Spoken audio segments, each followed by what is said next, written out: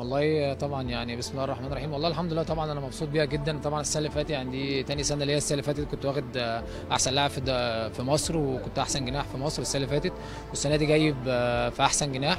فدي طبعا حاجه كبيره جدا ان انت كل سنه تبقى موجود، فدي حاجه بتبقى كبيره جدا.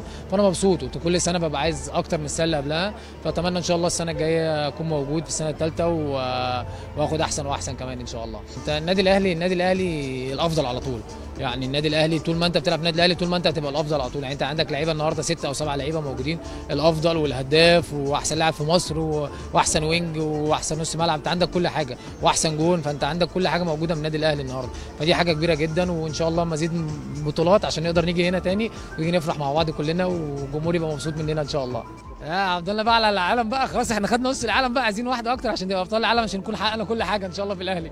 نكسب بس الخطوه، لو نكسب الماتش الاولاني وان شاء الله نكتر ان شاء الله بنكمل على ماتش نوصل لمدريد يعني، بس نكسب الماتش الاولاني الاول ان شاء الله. والله طبعا يعني هداف الجيل دي بتعني لي حاجه كبيره جدا، بس انا اقسم بالله ولا مركز فيها ولا مركز في حاجه، انا بتفاجئ زي الناس. فدي حاجه بس انا ببقى مبسوط بيها، ما بعرف ببقى مبسوط بيها جدا جدا جدا، ان انت بتبقى في وسط الجيل اللعيبه النجوم اللي موجوده دي كلها في النادي الاهلي، وتبقى انت الهداف بتاعهم. فدي حاجه كبيره جدا. فاتمنى ان شاء الله ان انا اقدر اكمل اكتر من كده، وانا اعمل اكتر حاجه من كده، بس مع البطولات، مع تحقيق البطولات، مع تحقيق اللي انت تقدر تفرح جمهورك وتفرح زمايلك، وكلنا نبقى مع بعض ايد واحده. فدي حاجه كبيره، فنقدر ان شاء الله خطوه خطوه واحقق هداف الجيل مع